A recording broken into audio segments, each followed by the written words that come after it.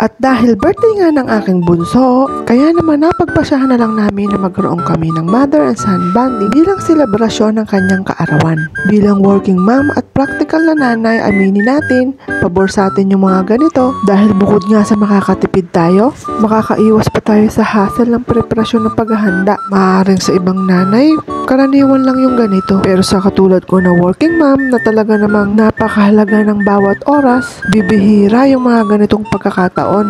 At sa totoo lang, na-realize ko nga, ito yung kauna-unang pagkakataon na nakabanding ko ang aking anak na nakausap ko siya ng mahaba-haba, na nabigyan ko siya ng oras.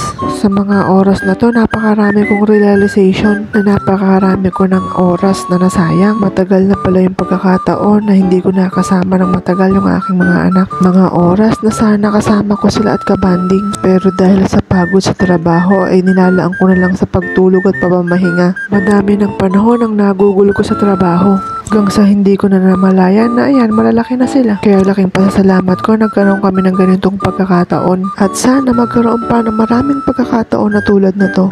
Pero malaking pasasalamat ko na rin sa Diyos. Kasi kahit papano, kaya ko na silang bigyan ng ganitong klaseng bonding. Kahit papano, kahit paunti-unti, kaya ko nang i-provide yung pangangailangan nila. Kaya sana sa pagdating ng panahon, yun na lang din ang makita nila na maaaring nagkukulang ako bilang nanay. Pero lahat yon ay upang mabigyan sila ng maayos na buhay.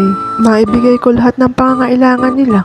At sana pagdating ng araw, masabi nila nakasama nila ang nanay nila sa pagtupad ng kanilang mga pangarap. Dahil kagaya nga ng lagi kong sinasabi na ang tanging pangarap ko lang ay matupad nila ang kanilang mga pangarap. At gaya po ng pangako ko sa aking last video, shoutout ko po ang aking mga komentar na sina Sis Ana Halili Padilla, Emelita Francisco, Maravic Sargote, Lorna Tingosia, and last but not the least na si Lodi Danilo de Belen Robles ng Lambakin, Nueva Ecija.